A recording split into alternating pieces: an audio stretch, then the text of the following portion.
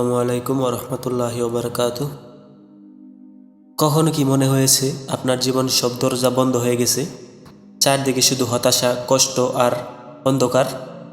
মনে রাখুন, মানুষের সব দরজা বন্ধ হয়ে গেলেও আল্লাহর রহমতের দরজা কখনো বন্ধ হয় না।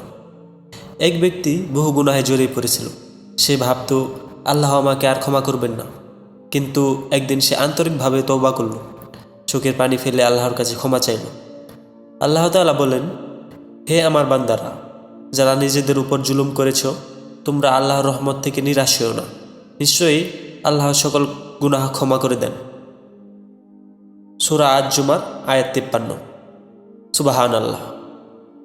আমরা মানুষ ভুল করি, গুনাহ করি, পথ হারিয়ে ফেলি, কিন্তু আল্লাহ চান আমরা তার দিকে ফিরে আসি।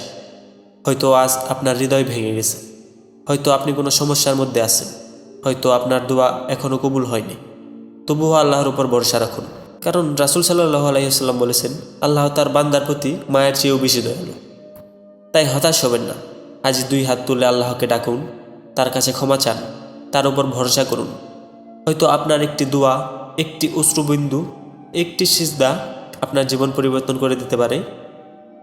আল্লাহ আমাদের সবাইকে তার রহমত, ক্ষমা ও হিদায়াত দান করুন। আমিন।